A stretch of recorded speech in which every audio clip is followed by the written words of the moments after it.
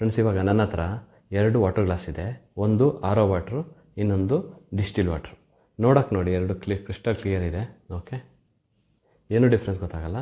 But ಇದರಲ್ಲಿ ಆರೋ water ಯಾವುದು, ಆಮೇಲೆ ಡಿಸ್ಟಿಲ್ ವಾಟ್ರ್ ಯಾವುದು ಅಂಥೇಳಿ ಹೇಗೆ ಫೈಂಡ್ ಔಟ್ ಮಾಡೋದು? ಎನಿ ಐಡಿಯಾ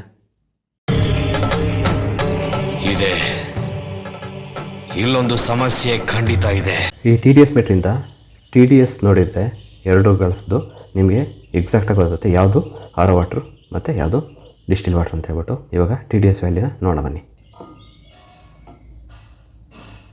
135 ತೋರಿಸ್ತಾ ಇದೆ ನೋಡಿ, 3, 4 ತೋರಿಸ್ತಾ ಇದೆ. ಓಕೆ, ಈಗ 3, 4 ಯಾವ್ದು ತೋರಿಸಿದೆ ಇದೇ ಗ್ಲಾಸು ಡಿಸ್ಟಿಲ್ಡು ವಾಟರ್. ಇದು ಆರೋ ವಾಟರ್ ಆಗುತ್ತೆ ಫ್ರೆಂಡ್ಸ್.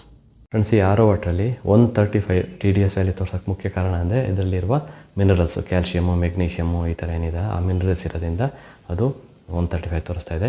ಅದೇ ಡಿಸ್ಟಿಲ್ ವಾಟ್ರಲ್ಲಿ ನಿಮಗೆ ಎಲ್ಲ ಮಿನರಲ್ಸನ್ನು ಎತ್ತಿರ್ತಾರೆ. ಅದಕ್ಕೋಸ್ಕರ ಈ ಡಿಸ್ಟಿಲ್ ವಾಟರ್ನ ಬ್ಯಾಟ್ರಿಗಳಲ್ಲಿ ಯೂಸು ಮಾಡ್ತಾರೆ ಫ್ರೆಂಡ್ಸ್.